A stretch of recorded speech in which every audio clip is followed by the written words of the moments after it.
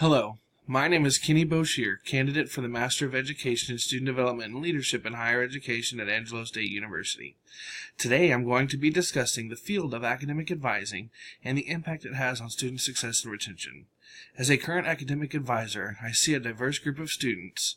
Some students who come on their own seeking assistance, others who come because of advisor outreach. Whatever method it takes to get them to my office, it's my job to ensure they're doing their very best to succeed. In order to understand how advising will be assessed, it's important to understand what advising is.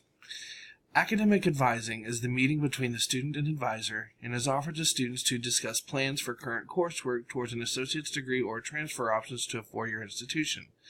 Advisors may also be responsible for registering the student for the upcoming term and maintaining records of student visits with data processing at the end of each month. Advisors have several responsibilities to adhere to in order to allow for successful interpretation of the advising process. Advisors will perform different kinds of outreach, including phone calls, emails, and class presentations. Advisors will also be responsible for setting up and continuing meetings with first-time in-college students, as well as maintaining a full cohort of students each semester. Overall, the mission of the advising department is to offer support and encouragement for the students as they transition from one semester to the other.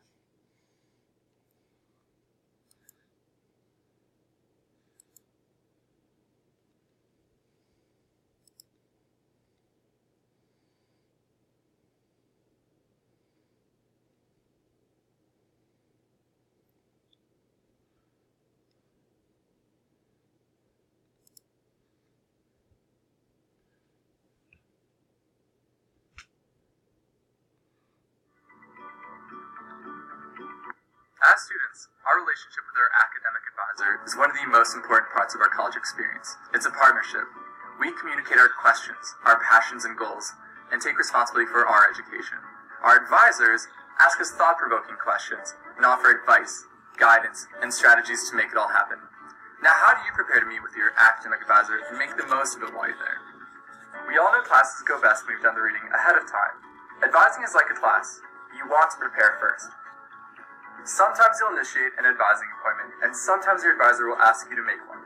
If your advisor asks you to make one, make sure you understand the reasons why, so you and your advisor are both on the same page. Go to your class page on CGS Now to find out the upcoming to-do items. Read the latest updates and advising assignments. Write down questions you'd like to ask or things you need to talk about. Just like in class, come with a paper or laptop. You'll want to take notes. You've done your research and you're ready. Now you take the lead for this meeting. What are your goals?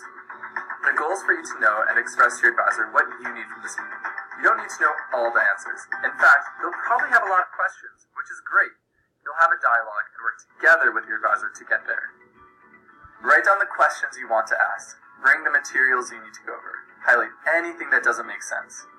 As the meeting wraps up, take another look at your questions to make sure they got answered. You're probably going to leave the meeting with some to-do items. Maybe it's researching a particular major, deciding on courses, thinking about a career, or connecting with valuable university resources, like the Center for Career Development. Write down those to-do items, then close the circle on communication. This is really important to remember. Let your advisor know what you did and how it turned out. If you need to, set up another appointment. The relationship we have with our academic advisor is one of the most important connections you'll make in your college career. Remember, it's a partnership.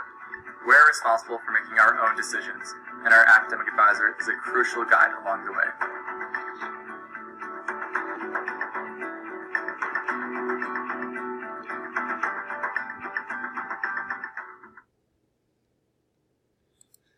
When students take part in an advising session, they are going to see how beneficial it will be for their success. They'll be able to declare a major that interests them, and with the help of the advisor, they can begin planning each semester. They also begin the networking process that allows them to build rapport with an advisor, gain trust, and maintain a relationship that will ultimately guide them to graduation or a transfer. Now that we have discussed the advising process, let's transition to the projected assessment procedure. First, we need to identify the student learning outcomes. Upon completion of the assessment, students will learn how to prepare for an advising meeting and know how to effectively set up the meetings with their advisor. They will gain an understanding of how their advising sessions will serve as a navigation tool, as well as understanding their degree plan and how to choose coursework. The students should gain an understanding of how the advising process works in their favor and should be set up for the success in the future. So why is it important to assess academic advising? Well, one of the main reasons is to evaluate the overall success of students and whether or not they continue with their education. Assessing the return rates every semester and graduation rates every other semester, and assessing students' visits with the academic advisors will give us a good indication of how reliable the advising procedure is. Oftentimes, community colleges attract a lot of non-traditional students who seek an online education. Assessing the services offered to these students, such as virtual advising, will allow us to see the impact of advising from the technological standpoint as well. Once we have gathered all of the information to carry out our assessment, we can move forward. My proposed strategy is laid out here with the content and areas in which I believe would be beneficial when conducting this current assessment.